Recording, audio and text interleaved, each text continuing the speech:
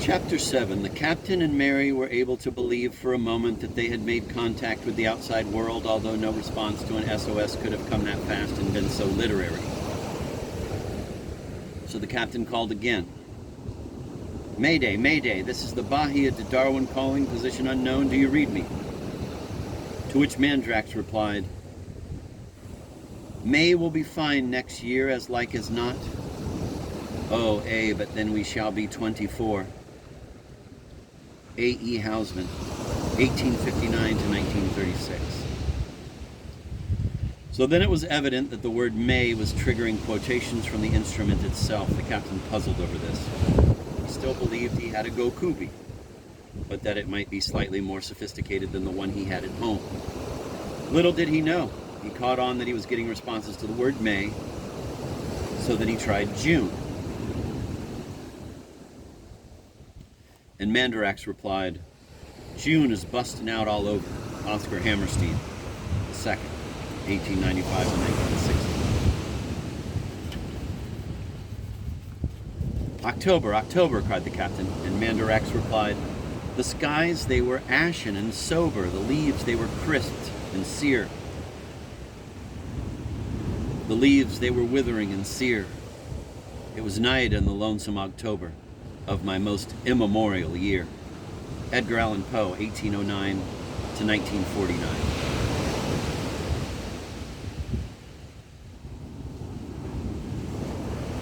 So that was that for Mandarax, which the capital still believed to be a Gokubi, and Mary said that she might as well go back up into the crow's nest to see what she could see. Walking into the shot right about now will be the tannest woman I've ever seen.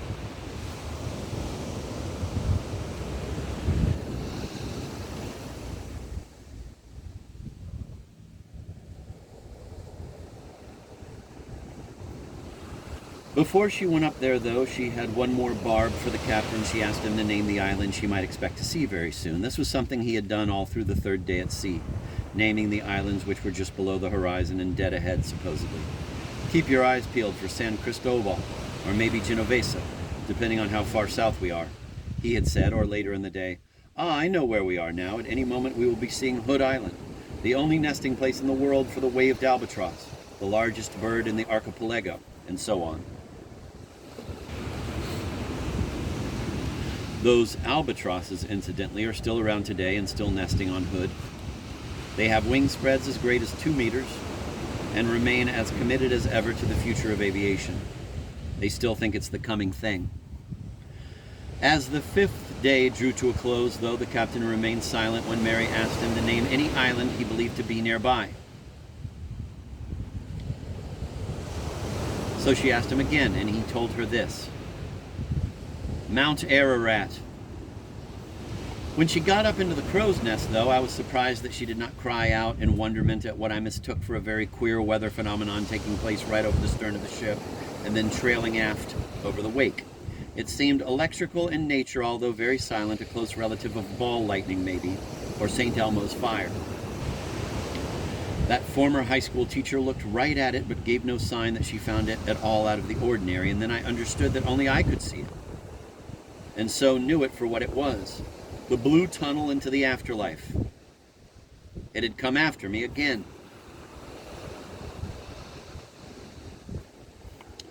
I had seen it 3 times before, at the moment of my decapitation, and then at the cemetery in Malmö when Swedish clay was thumping wetly on the lid of my coffin, and Hjalmar Arvid Bostrom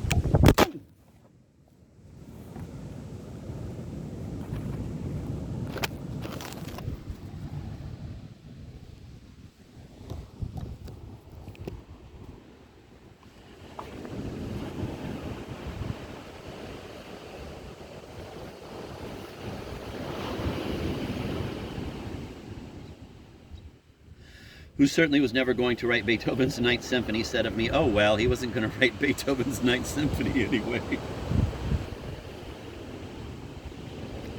Its third appearance was when I myself was up in the crow's nest during a storm in the North Atlantic, in the sleet and spray, holding my severed head on high as though it were a basketball. The question the blue tunnel implies by appearing is one only I can answer. Have I at last exhausted my curiosity as to what life is all about? If so, I need only step inside what I liken to a vacuum cleaner. If there is indeed suction within the blue tunnel, which is filled with a light much like that cast off by the electric stoves and ovens of the Bahia de Darwin. It does not seem to trouble my late father, the science fiction writer Kilgore Trout, who can stand right in the nozzle and chat with me.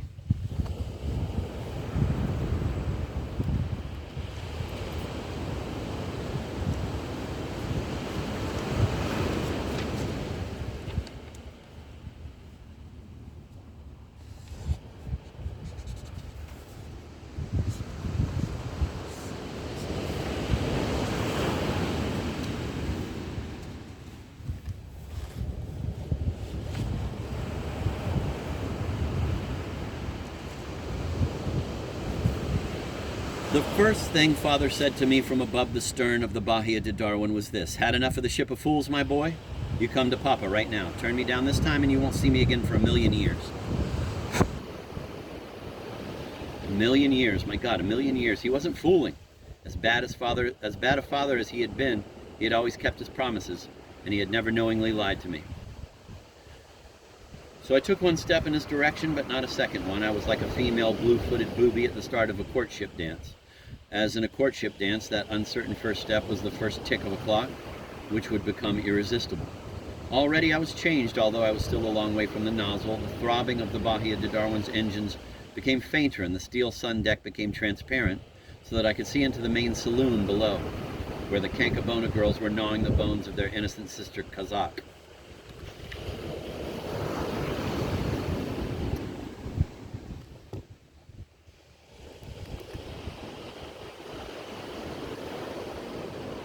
That first step toward my father made me think this about the Indian girls and Mary up in the crow's nest to my back, and Hazako Hiraguchi and her fetus in the lavatory, and the demoralized captain and the blind Selena on the bridge, and the corpse in the walk-in freezer.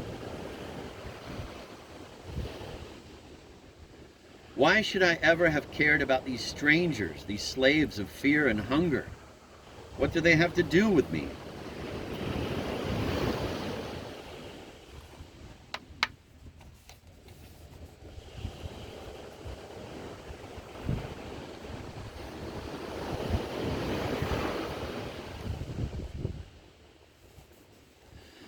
The first thing Father said to me from above the stern of... When I failed to take a second step in his direction, my father said, "Keep moving, Leon, no time to be coy." "But I haven't completed my research," I protested. I had chosen to be a ghost because the job carried with it, as a fringe benefit, license to read minds, to learn the truth of people's pasts, to see through walls, to be many places all at once, to learn in depth how this or that situation had come to be structured as it was, and to have access to all human knowledge. "Father," I said, "give me 5 more years." 5 years, he exclaimed. He mocked me with the 3 previous bargains I had made with him. "Just 1 more day, Dad. Just 1 more month, Daddy. Just 6 more months, Pop." "But I'm learning so much about what life is really like, how it really works, what it's really all about," I said. "Don't lie to me," he said. "Did I ever lie to you?" "No, sir," I said. "Then don't lie to me," he said. "Are you a god now?" I said. "No," he said. "I am still nothing but your father, Leon. But don't lie to me. For all your eavesdropping, you've accumulated nothing but information. You might as well be a collector of baseball cards or bottle caps. For the sense you can make of all the information you have now, you might as well be Mandarax."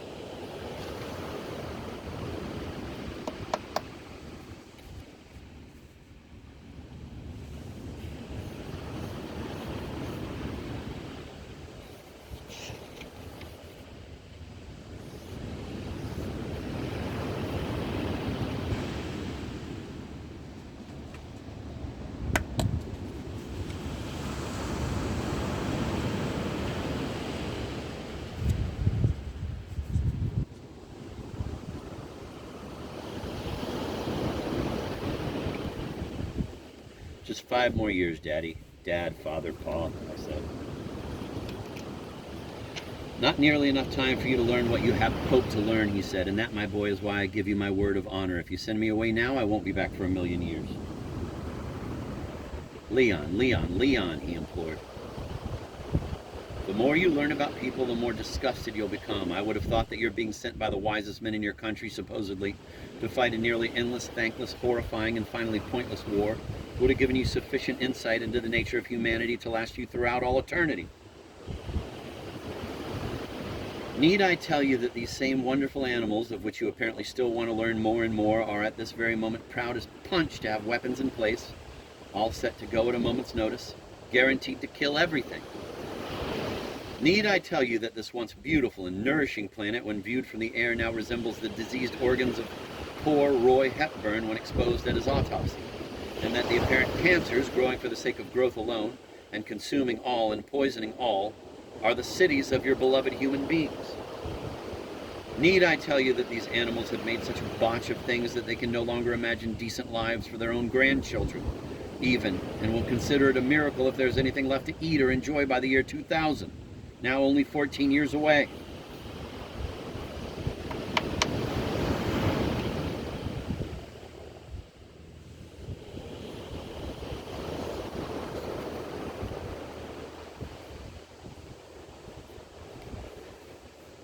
Like the people on this accursed ship, my boy, they are led by captains who have no charts or compasses, and who deal from minute to minute with no problem more substantial than how to protect their self-esteem.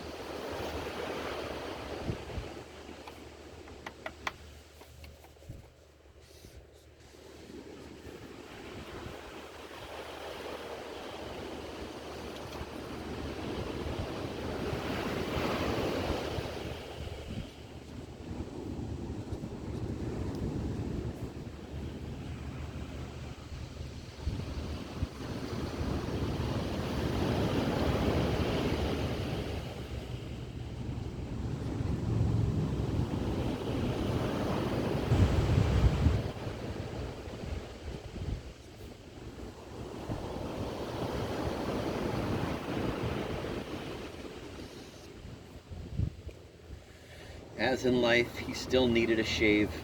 As in life, he was still pale and haggard. As in life, he was still smoking a cigarette. And one reason, surely, that I found it hard to take another step in his direction was that I did not like him. I had run away from home when I was 16 because I was so ashamed of him. If there had been an angel in the mouth of the blue tunnel instead of my father, I might have skipped right in. James Waite ran away from home because people were inflicting physical pain on him all the time. He might as well have gone straight from the delivery rooms of the Spanish Inquisition. So ingenious were some of the tortures the big brains of foster parents had devised for him. I ran away from a real parent who had never once in anger laid a hand on me. But when I was too young to know any better, my father had made me his co-conspirator in driving my mother away forever. He had me jeering along with him at mother for wanting to take a trip somewhere, to make some friends and have them over to dinner, to go to a movie or a restaurant sometime. I agreed with my father. I then believed that he was the greatest writer in the world, since that was all I could think to be proud of. We had no friends, and ours was the shabbiest house in the neighborhood, and we didn't even own a television set or an automobile. So why wouldn't I have defended him against my mother? To his credit, anyway, he never suggested that he might have greatness. When I was green in judgment, though, I found greatness implied in his insistence on doing nothing but writing and smoking all the time. And I mean all the time.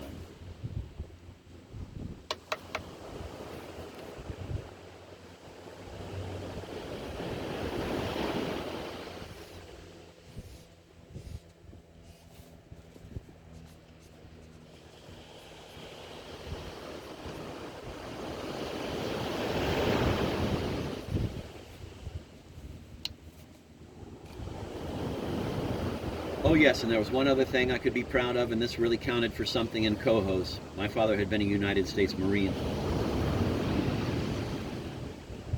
When I got to be 16, though, I myself had arrived at the conclusion my mother and the neighbors had reached so long ago, that my father was a repellent failure, his work appearing only in the most disreputable publications, which paid him almost nothing. He was an insult to life itself, I thought, when he went on doing nothing with it but writing and smoking all the time, and I mean all the time. I was then flunking every course but art at school. Nobody flunked art at Cohoes High School. That was simply impossible. and I ran away to find my mother, which I never did.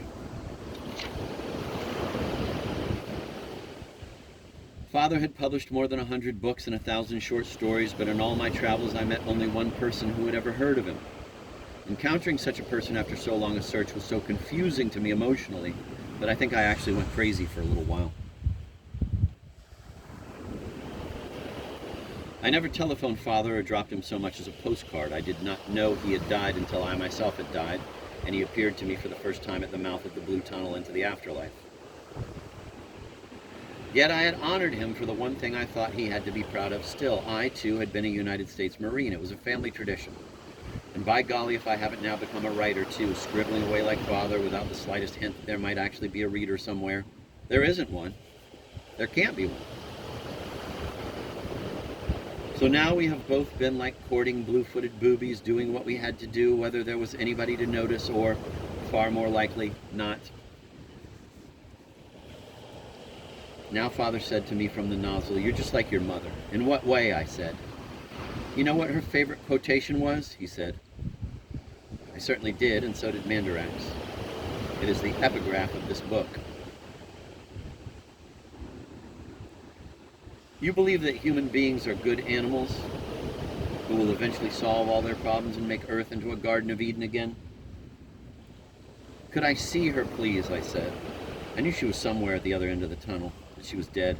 That was the first thing I had asked Father after I myself was dead. "Do you know what became of Mother?" I had searched everywhere for her before joining the United States Marines. "Is that Mother right behind you?" I said. The blue tunnel was in a restless state of peristalsis. Its squirms often afforded me glimpses deep into its interior. I saw this woman in there, that third time Father appeared, and I thought it might be Mother, but no such luck. "It's Naomi Tharp, Leon," the woman called out to me. She was the neighbor woman who, after my real mother left, did her best to be my mother for a little while. "It's Mrs. Tharp," she called. "You remember me, don't you, Leon? You come in here just like you used to come in through my kitchen door. Be a good boy now. You don't want to be left out there for another 1,000,000 years." I took another step toward the nozzle. The Bahia de Darwin became a fantasia of cobwebs. The blue tunnel became as substantial and sensible a means of transportation as the Malmo streetcar, which used to take me to and from the shipyard every day. But then behind me, from up in the Bahia de Darwin's gossamer crow's nest, I heard the dim spoof which Mary had become shouting something over and over again. She was in agony of some sort, I thought. I could not make out her words, but her tone would have been appropriate if she had been shot in the stomach. I had to know what she was saying, and so I took 2 steps backward and then turned and looked up at her. She was sobbing. She was laughing.